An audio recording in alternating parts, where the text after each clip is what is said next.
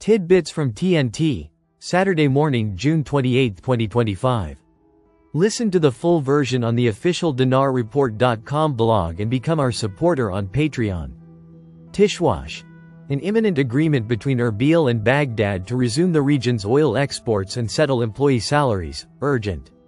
Member of Parliament, Shwan Mohammed, said on Friday, June 27, 2025, that a comprehensive agreement between Baghdad and Erbil is likely to be reached soon, re-exporting Kurdistan's oil through SOMO and providing a solution to the months-long employee salary crisis.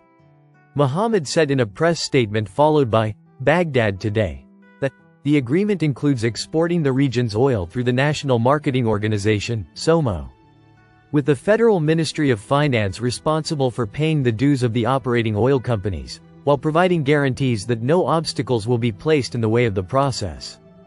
The Kurdish MP explained that the success of this agreement will have a direct impact on the salaries issue and pave the way for resolving the outstanding financial disputes between the two parties. As the elections approach, Iraqi parties are preparing for internal and external challenges that require resolving disputes and strengthening the economic front. This is particularly true in light of declining oil exports and increasing international pressure on the federal government to ensure transparency and resource management. Meanwhile, Kurdish demands are escalating to end what has been described as the collective punishment policy of the region's employees through salary delays. Tishwash. Sherwin Dobardani.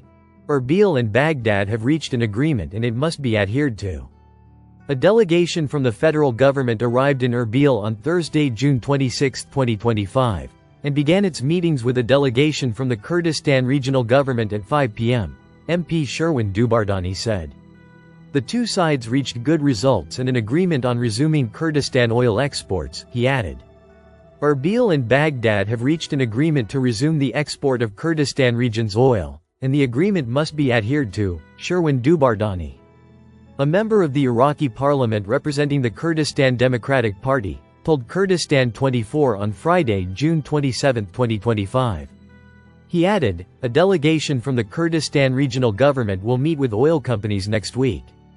Dobardani added, the Kurdistan regional government must abide by the law we voted on in the House of Representatives, and Baghdad must abide by the same law. Companies that signed contracts with the regional government have legal contracts according to the same law. He pointed out that there is no excuse for the federal government not to abide by the agreements because the Kurdistan regional government is prepared to implement the law enacted by the Council of Representatives, which is to pay 50% of the financial revenues to the federal government.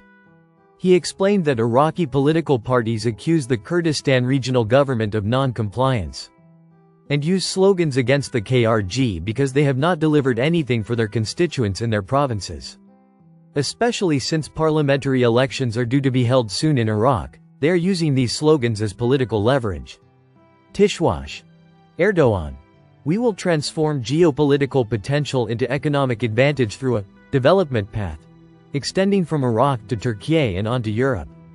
Turkish President Recep Tayyip Erdogan said that his country will work to transform geopolitical potential into an economic advantage through the development road project extending from Iraq to Turkey and reaching Europe.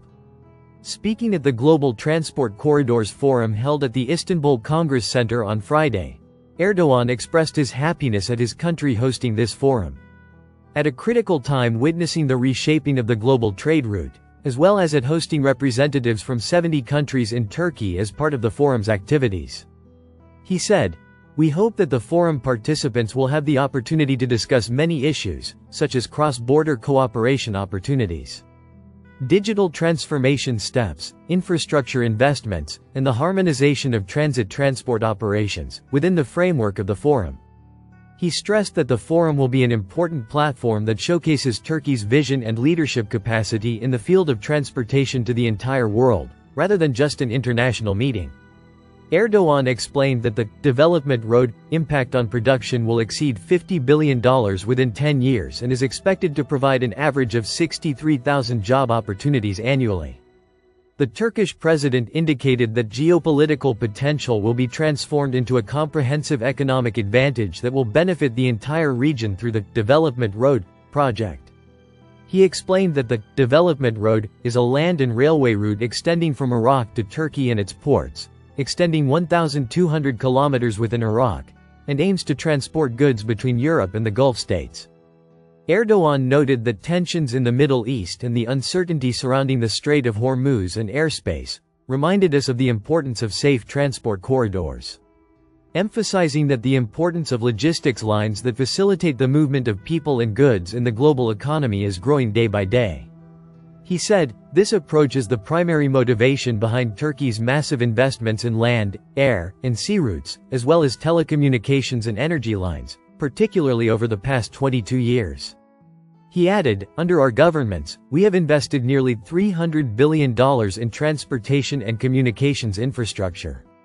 He explained that $177 billion of this was spent on highways, $64 billion on railways, $25 billion on airlines, $4 billion on maritime transport, and $25 billion on communications infrastructure. He added, "The impact of these investments on production has reached $1.65 trillion. Thanks to our investments in transportation, we have also achieved significant increases in employment. And many sectors, from industry to exports, from tourism to logistics, have been positively impacted by these investments." During his speech, Erdogan touched on the Middle Corridor, noting that he expects the trade volume in the Middle Corridor, the railway linking Europe to Asia via Turkey, to reach $75 billion. Erdogan explained that the Middle Corridor extends from China to Europe and connects 21 countries via a railway network. It offers transportation twice as fast as maritime routes and nearly 4 times more economical than air routes. He pointed out that this project represents a revival of the historic Silk Road, emphasizing the operationalization of the Baku-Tbilisi-Kars railway line, which forms the backbone of the Middle Corridor. Alongside all these initiatives, our efforts continue to align the Middle Corridor with the Belt and Road Initiative implemented by the People's Republic of China, Erdogan continued. The Middle Corridor is an alternative to the Northern Corridor linking China and Europe. It runs from Turkey to the Caucasus region, then crosses the Caspian Sea to Turkmenistan and Kazakhstan, reaching China. The Middle Corridor is one of 3 global trade corridors from China to Europe, the first being the Northern Corridor via Russia, the Southern Corridor via Iran, and the Maritime Corridor via the Suez Canal. The Middle Corridor is 4,256 kilometers long by road and rail, and 508 kilometers by sea. Listen to the full version on the official dinarreport.com blog and become our supporter on Patreon. Source: dinarrecaps.com